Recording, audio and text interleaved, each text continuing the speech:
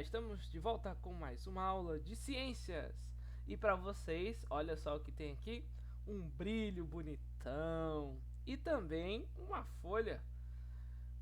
Nessa aula a gente vai ver qual é a relação dessa coisa maravilhosa que é o Sol com essa coisa maravilhosa que são as plantas e como isso interfere na vida no nosso planeta.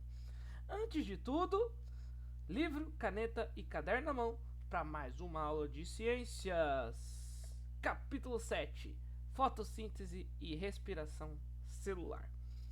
Bom, como vocês podem ver aí nessa figura, e é uma figura que está relacionada com o seu livro, lá na página 98, nós estamos falando dos Incas.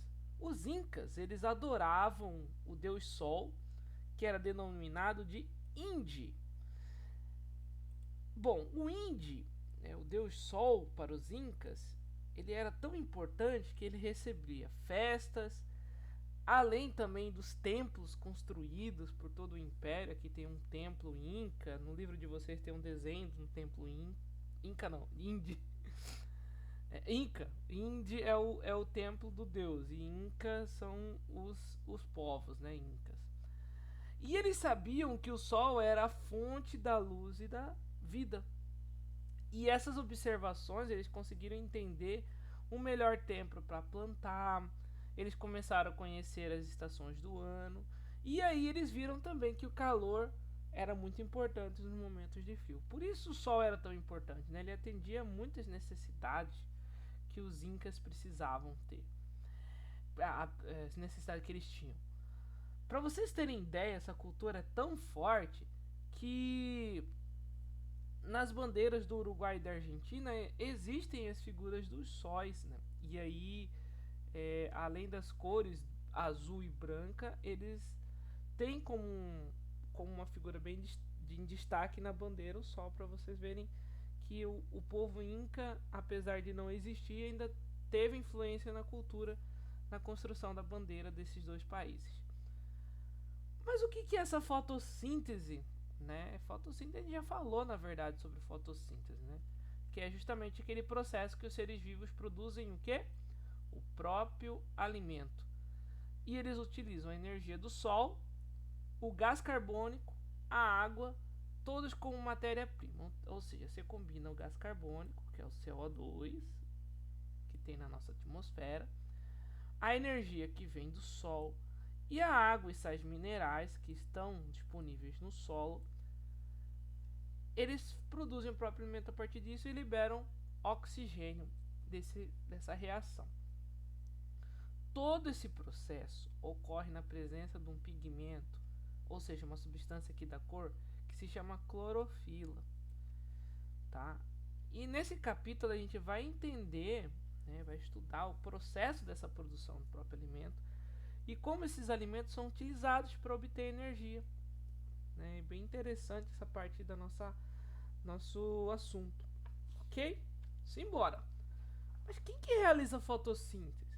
É a primeira pergunta que o livro traz para vocês e que eu faço para vocês na página 100.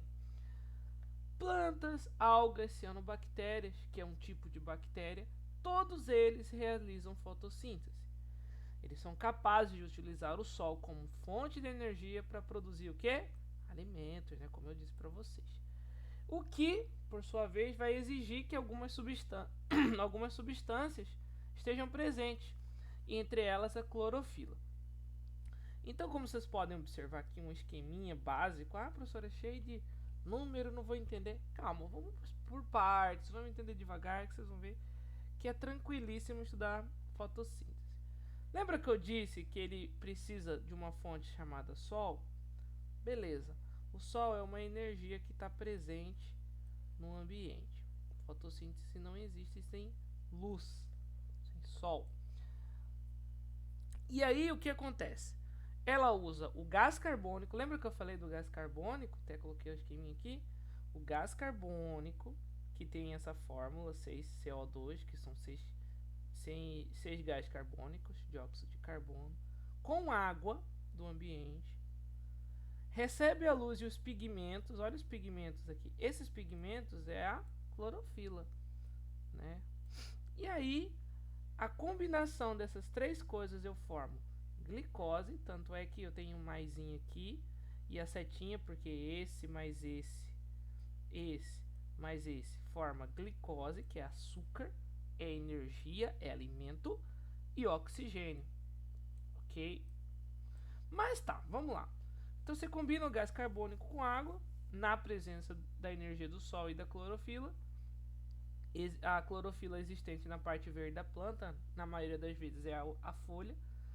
Juntando isso, nós temos o alimento da planta, que é a glicose, e o gás oxigênio, que a gente inspira. Tá bom, mas de onde vem o que é necessário para a fotossíntese? Então, como vocês podem ver nesse esqueminha, né, nós temos uma setinha mostrando que vem a seiva, né, a seiva bruta, é aquela que é absorvida na raiz, vai até a folha, realiza a fotossíntese e a folha manda a seiva elaborada já com açúcar. Tanto é que o fruto recebe, aqui olha o fruto recebendo, já a seiva elaborada, né, porque ela tem glicose. Por isso que o fruto é docinho, né? A água é absorvida pelas raízes, ela é transportada junto com sais minerais pelos vasos condutores até chegar nas folhas, flores e frutos. Algumas partes da planta não possuem os vasos condutores. E assim, aliás, algumas plantas, tá? Não algumas partes, algumas plantas não possuem vasos condutores. E aí o transporte dessa seiva é feito de célula para célula. É o caso dos musgos, tá? Esses musgos que ficam na parede, eles não têm uma raiz, como a gente vê, um caule, os vasos condutores. Então a seiva tem que passar de célula a célula.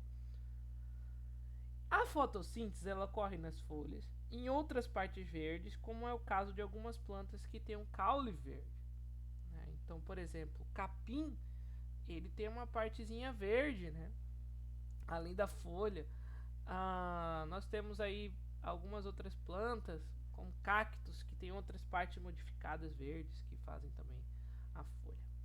Bom, essa é a primeira parte do vídeo, é muito importante vocês entenderem, pra gente entender agora, depois, o que essa figura quer dizer.